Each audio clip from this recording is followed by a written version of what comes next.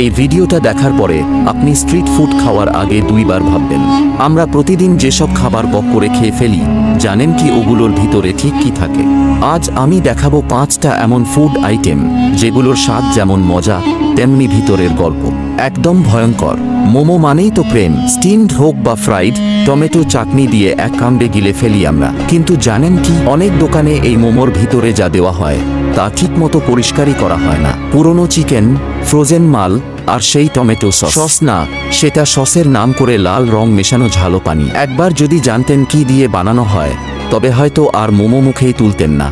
আচ্ছা, 20 টাকা দামের একটা এগ রোলের মধ্যে ভর্তি ভর্তি পনির দিয়ে দেয়, কিন্তু পনিরের নাম করে যেটা দেয় সেটা পনির না, সেটা হচ্ছে প্লাস্টিকের পনির। প্লাস্টিক দিয়ে সেম এরকম নকল পনির বানানো যায়, আর সেই নকল পনির তোমাদের সেই সস্তার রোলের মধ্যে ভরে ভরে দেয়। রাস্তার লোকাল স্ট্রিট ফুড দোকানগুলোতে আমরা যে চিকেন পকোড়া খেয়ে থাকি, সেই পকোড়াগুলো বেশিরভাগই বাসি হয়ে থাকে, আর পরের দিন আপনাদেরকে গরম তেলে ভেজে সার্ভ করে। কেননা চিকেন পকোড়া ফ্রিজের মধ্যে রেখে দিলেও নষ্ট হয় না, অনেকদিন অবধি রেখে দিয়েও বিক্রি করতে পারে দোকানদার। গরমে ঠান্ডা কুলফির মতো শান্তি আর কিছু নেই। কিন্তু জানেন কি, অনেক রাস্তার কুলফিতে দুধই থাকে না, থাকে শুধু জল, চিনি, কৃত্রিম রং আর ফ্লেভার। এইসব মিশিয়ে বানানো হয় আপনাদের প্রিয় কুলফি। কোনো রকমের হাইজেন মেনটেন করা হয় না। কোন জায়গার জল দিয়ে বানানো হয়, ব্রেনের জল নাকি কেনা জল, সেটাও জানা নেই কারোর।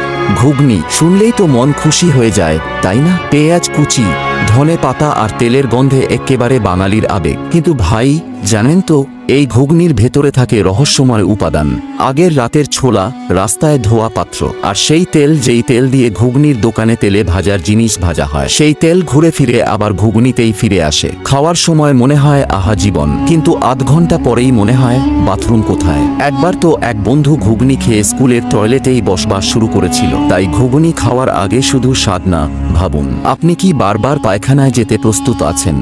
বিরিয়ানি তো কম দামে সব দোকানেই পাওয়া যাচ্ছে। 50 থেকে 100 টাকার মধ্যেই খুব টেস্টি চিকেন বিরিয়ানি পাওয়া যাচ্ছে। চিকেন বিরিয়ানির চিকেনগুলো মরা মুরগির নাকি জ্যান্ত মুরগির কখনো জানার চেষ্টা করে। বিরিয়ানির দোকানের চিকেনগুলো বেশিরভাগই মরা মুরগির হয়ে থাকে, কেননা মরা মুরগির চিকেন এর দাম খুব কম হয়ে থাকে, তাই বিরিয়ানির দোকানদাররা মরা মুরগির চিকেন নিয়ে আসে। বিরিয়ানি বানা পরোটা দেখে তো রাজকীয় লাগে, কিন্তু রাস্তায় পাওয়া কিমা পরোটার কিমাটা আদৌ খাসি বা মুরগির কিনা সন্দেহ।